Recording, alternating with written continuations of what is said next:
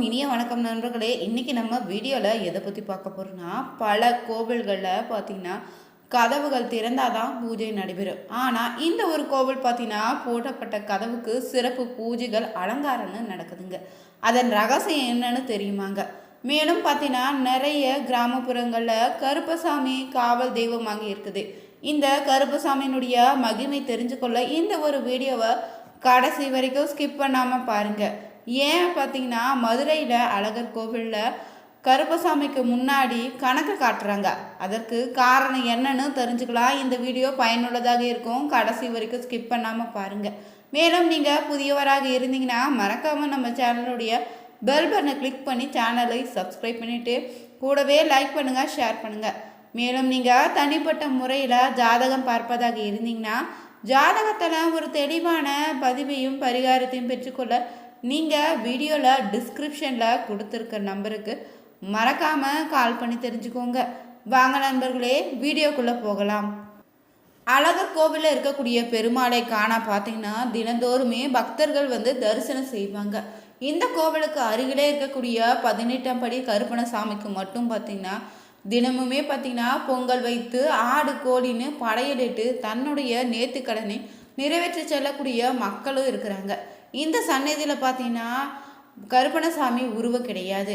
சன்னதியில் இருக்கக்கூடிய மூடப்பட்ட கதவுகளுக்கு தாங்க அத்தனை அலங்காரமும் அபிஷேகமும் பூஜையும் நடைபெறுது. இந்த கோவிலில் மேலும் பார்த்தீங்கன்னா சிறப்பாக நடக்கக்கூடிய பூஜைகளில் 18ஆம் படி கருப்பனுக்கு ரொம்பவே விசேஷமாக.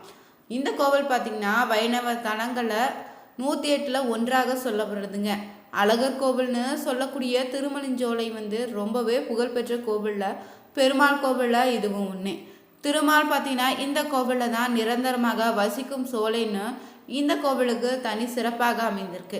மதுரைக்கு அருகே நீங்கள் அமைந்திருக்கக்கூடிய அழகர் கோவிலை தெரியாதவங்க இருக்கவே முடியாதுங்க. மதுரைக்கு செல்லக்கூடிய அனைவருமே சென்று தரிசிக்கக்கூடிய ஒரு பெருமாள் கோவில் இதுதான். மற்ற ஊர்களுக்கு அழகர் கோவில் என்றதுமே கள்ளழகரும் மலைக்கு மேலே இருக்கக்கூடிய பலர்முதி சோலை தான் முருகப்பெருமானும் தான் நினைவுக்கு வருதில்லை. இந்த முருகப்பெருமானுடைய அறுபடை வீடுகளில் கடைசி படை வீடாக சொல்லக்கூடிய பழமுதிர்ச்சோலை இந்த கோவிலுக்கு அருகே அமைந்திருக்குதுங்க. மதுரையில் நடக்கக்கூடிய சித்திரை திருவிழாவின் போது தான் வைகை ஆற்றில் இருக்கக்கூடிய கள்ளழகருக்கு பலரும் தரிசித்து செல்வாங்க. பலரும் அறியாத ஏராளமான தனிச்சிறப்புகளை கொண்டதாங்க இந்த கோவில். இங்கு பெருமாள் பார்த்தீங்கன்னா சுந்தரராஜ பெருமாள்னு திருநாமத்தோடு தான் அருள் பாலிக்கிறாரு.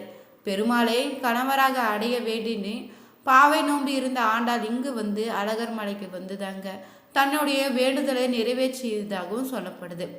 1000 ஆண்டா அக்கர் காவடி சாவல் நெய்வேத்தியமாக இங்கு படைக்கக்கூடிய ஒரு வழக்கம் இருக்குது. பின்னால் இங்கு தாங்க ஆண்டாளும் ஸ்ரீரங்கத்தில் அரங்கனுடன் ஐக்கியமானதாகவும் ராமானுஜர் நிறைவேற்றி வைத்ததாகவும் சொல்கிறாங்க. ஆண்டாளை வேண்டுதலை நிறைவேற காரணமாக இருந்த கோவில் என்பதால் அழகர் மலை கோவிலில் ரொம்பவே சிறப்பான பூஜைகளும் விசேஷங்களும் நடைபெறுதுங்க. மேலும் இங்குள்ள பெருமாளை போலவே கோவிலுடைய முன்புறமாக பார்த்தீங்கன்னா கொண்டிருக்கக்கூடிய 18ஆம் படி கருப்பணசாமிக்கு மீது பார்த்தீங்கன்னா சிறப்பு பூஜைகளும் அலங்காரமும் செய்யப்படுது. தினசரியும் பார்த்தீங்கன்னா இதற்கான சிறப்பு அலங்காரங்கள் நடத்துகிறாங்க.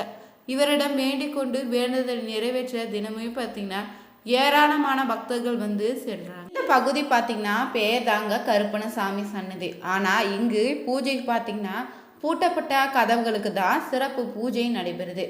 மாலை வஸ்திர சாற்றுதல்னு சந்தன காப்பு அலங்காரம் அர்ச்சனை தீபாராதனை அனைத்துமே பார்த்தீங்கன்னா இங்கு சாமிக்கு கிடையாதுங்க. மூடப்பட்ட பிரம்மாண்ட கதவுக்கு தான் செய்யப்படுது. இதற்கு ஒரு தனி வரலாறு கூட சொல்லப்படுது. அது என்னன்னு நாம் தெரிஞ்சுக்கலாங்க. ஒரு முறை இந்த கோவிலில் தாங்க சாமியை தரிசிக்க பார்த்திங்கன்னா நகைகளை திருடுவதற்காக கொள்ளை கும்பல் ஒன்று வந்திருக்குது. அவர்களிடம் இருந்து காக்கும்படி இந்த பகுதியில் இருந்த மக்கள் தான் கருப்பணசாமியை வேண்டி பொங்கல் வைத்து வழிபட்டிருக்காங்களாம். அவர்களுடைய பக்திக்கு கட்டுப்பட்ட கருப்பணசாமி தாங்க கோவிலுக்குள்ள வெள்ளையடிக்க வந்த வெள்ளையரை கொன்று படிக்கு ஒருவராக பார்த்தீங்கன்னா 18 பேரை கோவில் வாசலே புதைத்தாகவும் சொல்லப்படுது. அதோடு இங்கேயே தங்கியிருந்து கோவிலுக்கு என்றுமே காவலாக இருப்பதாகவும் வாக்குறுதி அளித்திருக்காராம். மனிதருடைய ரத்தம் சிந்திய இடம் தாங்க கடவுள் சென்று வர ஏற்றது இல்லைன்னு சொல்லிதாங்க அன்று முதலே இந்த பாதையும் அடைக்கப்பட்டிருக்குது. இந்த மூடப்பட்ட கதவுகள் எப்போது திறக்கணும் தெரியுமாங்க? இங்குள்ள 18 படிகளில் பார்த்தீங்கன்னா பெரியது சிறியதுமாக அதில் பார்த்தீங்கன்னா அரிவாள், கத்தி, வேல்கம்புன்னு ஆயுதங்கள் வைக்கப்பட்டிருக்குமா. வருந்தோறும் நடக்கக்கூடிய ஆடி மாத திருவிழாவின் போது மட்டும்தாங்க இங்கு வெறும் 5 நிமிடங்களுக்கு பக்தர்களுடைய பார்வைக்காக திறப்பாங்க. அதன் வழியாக பெருமாளுடைய ஆயுதம் சொல்லக்கூடிய சக்கரத்தாழ்வார் மட்டுமே செல்ல முடியுமாங்க. அப்போது அவருக்கு முன்னாடியே பின்னாடி பார்த்தீங்கன்னா ஒருவர் புனித தீர்த்தங்களை தெளித்தபடியே செல்வாங்களாம். 18ஆம் படி கருப்பணசாமியினுடைய கதவுகளில் பார்த்தீங்கன்னா திறக்கப்படும் போது 18 படிகளிலுமே பெரிய கற்பூரம் வைத்து ஏற்றக்கூடிய தீபம் பார்த்தீங்கன்னா ரொம்பவே பிரகாசமாக இருக்குமா. மீண்டும் இந்த கதவுகள் மூடும்போது பார்த்தீங்கன்னா மூடப்பட்ட அந்த கதவிற்கு மட்டுமே தினசரி பூஜைகள் நடத்துகிறாங்க. இந்த கதவிலேயே அவர் அருவமாக இருப்பதாகவும் அவரை வழிபடுவதாகவும் சொல்லப்படுது. அப்படி பூட்டப்பட்ட கதவுக்கு ஏங்க தினசரி பூஜை நடக்குதுன்னு நீங்கள் கேட்குறீங்களா? ஏன்னு பார்த்தீங்கன்னா பூட்டப்பட்ட கதவுல தாங்க காற்றாக இந்த கருப்பணசாமி இருப்பதாகவும் இந்த கதவிற்கு பூஜை நடைபெறுதுன்னு சொல்லுவாங்க. இது மட்டும் இல்லைங்க, சித்திரை திருவிழாவின் போது கள்ளழகர் வேடத்தில் மதுரைக்கு நோக்கி புறப்படுவதற்கு முன்னாடி பார்த்தீங்கன்னா இந்த பூட்டப்பட்ட கதவுகள் முன்னாடி கள்ளழகர் அணிந்து செல்லக்கூடிய நகைகள் அனைத்துமே பார்த்தீங்கன்னா விவரப்பட்டியல் வாசிக்கப்படுதுங்க. கருப்பணசாமியிடம் உத்தரவு கேட்ட பிறகுதாங்க பெருமாளை மதுரை நோக்கி புறப்படுவாராம். அத்தகைய சிறப்பு கொண்டது இந்த ஒரு கதவுங்க. சித்திரை திருவிழா முடிந்ததோ மீண்டும் பார்த்தீங்கன்னா அழகர் திரும்பும் போது பெருமாள் அணிந்திருக்கக்கூடிய நகைகளுடைய எண்ணிக்கை பார்த்தீங்கன்னா கருப்பணசாமி முன்னாடி பட்டியலிட்டு கணக்கு காட்டிய பிறகுதாங்க மண்டபத்திற்கு முன்னாடி இருக்கக்கூடிய இடத்துல பெருமாள் உள்ளே செல்வாரா. சித்திரை திருவிழா முடிந்ததும் நீங்கள் பார்த்தீங்கன்னா அழகர் மலைக்கு திரும்பியதுமே முதல் ஆடி மாத திருவிழா வரை பெருமாள் இந்த மண்டபத்தில் தான் தங்கியிருப்பார். ஆடி மாத திருவிழா நிறைவடைந்த பின்னர் தாங்க மீண்டும் ஆலயத்திற்குள்ள செல்வதாக சொல்லப்படுது. இந்த காலமாக இந்த கோவில் கடைபிடிக்கக்கூடிய ஒரு வழக்குங்க. மேலும் பார்த்தீங்கன்னா கருப்பணசாமி வழிபடுவதால் இழந்த பொருளை மீண்டும் பெற்றுவிடலான்னு பல பேர் நம்பி இந்த கோவிலில் வேண்டுதலை வைத்து பின்னர் நிறைவேறியதும் பலியிட்டு தங்களுடைய வேண்டுதலை நிறைவேற்றி கொள்வாங்க. இந்த ஆண்டு பார்த்தீங்கன்னா அழகர் கோவிலில் ஆடி மாத திருவிழா பார்த்தீங்கன்னா ஆகஸ்ட் 1ஆம் தேதி முதல் நடந்து வந்திருக்குது. விழாவினுடைய முக்கிய நிகழ்வாக பார்த்தீங்கன்னா ஆகஸ்ட் 9ஆம் தேதி இரவு 7 மணிக்கு ஆடி பௌர்ணமி முன்னிட்டு 18ஆம் படி கருப்பணசாமியினுடைய கதவுகளுக்கு திறக்கப்பட்டுங்க படி பூஜைகளும் நடத்திருக்காங்க. மதுரையில் இருக்கக்கூடிய அழகர் கோவிலில் அருள்பாலிக்கக்கூடிய கள்ளழகர் கோவில் பார்த்தீங்கன்னா ரொம்பவே பழமையும் புகழும் பெற்ற ஒரு கோவிலுங்க. இந்த கோவிலில் பார்த்தீங்கன்னா பக்தர்கள் வேண்டிய வரங்களை வேண்டியபடியே அருளக்கூடிய கள்ளழகர் பெருமாள் ஆலயமாக இருக்குது. இந்த கோவிலுடைய ராஜகோபுரத்தில் தான் பார்த்தீங்கன்னா 18ஆம் படி கருப்பணசாமி கோவிலும் இருக்குது. கோபுரம் மட்டும் சுமார் பார்த்தீங்கன்னா 112 அடி உயரம் கொண்டதாக இருக்குதுங்க. இங்கு கள்ளழகர் சித்திரை திருவிழாவின் போது தான் மதுரையில் வண்டியூர் திரும்பும் வரையுமே ஒவ்வொரு மண்டக படிகளும் பார்த்தீங்கன்னா குத்துவில் பக்தர்கள் மீண்டும் மீண்டும் அழகரை பார்த்து தரிசனம் செய்ய ஒரு வாய்ப்பு இருக்குது. கள்ளழகர் பார்த்தீங்கன்னா ஆபரஞ்சு தங்கத்தினால் உருவானவரா. எத்தனை முறை நீங்கள் பார்த்து வணங்கினாலும் மறுபடியும் பார்த்து வணங்க வேண்டிய அபூர்வமான ஒரு ஆசை உங்கள் மனதில் தோன்றுங்க. கோவிலில் பார்த்தீங்கன்னா மலையாள தேசத்தை சேர்ந்த ஒரு அரசர் அழகர் மலை கோவில் இருக்கக்கூடிய சுவாமி தரிசனம் செய்திருக்கான்.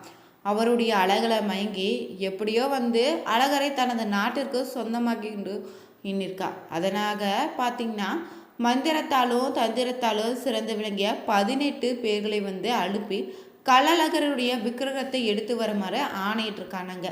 வந்தவர்கள் எல்லோருமே பார்த்தீங்கன்னா எவ்வளவு முயன்றோ சிலையை எடுத்து செல்ல முடியலைங்க. அதனால் அவர்களுக்கு துணையாக தாங்க ஒரு தெய்வத்தை அனுப்பி வச்சுருக்காங்க.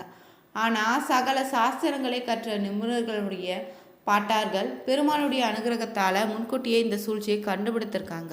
மேலும் பார்த்தீங்கன்னா உடனடியாக வந்திருந்த 18 மாயாவிகளையுமே கோவில் வாசலே உயிரோடு பூமிக்கடையில் வைத்து புதைத்திருக்காங்க. பின்னர் பார்த்தீங்கன்னா இவர்களுக்கு துணையாக வந்தவர் தாங்க தெய்வமாக இருக்கக்கூடிய கருப்பணசாமி. பார்த்தீங்கன்னா கோபுர வாசலே நிற்க வேண்டி கேட்டுக்கொண்டிருக்கு.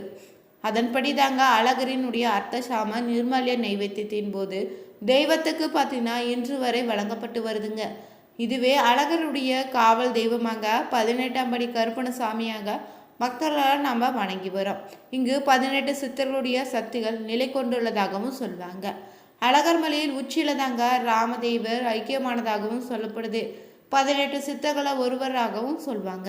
இந்த பதிவு மிகவும் பயனுள்ளதாக இருந்திருக்கும். இது போன்ற சுவாரஸ்யமான பதிவுகளுக்கு மறக்காம நீங்க நம்ம உற்சாக நியூஸ் சேனலுடைய பெல் பட்டனை கிளிக் பண்ணி சேனலை சப்ஸ்கிரைப் பண்ணிக்கோங்க. லைக் பண்ணுங்க, ஷேர் பண்ணுங்க, கமெண்ட் பண்ணுங்க. அனைவருக்கும் நன்றி நண்பர்களே.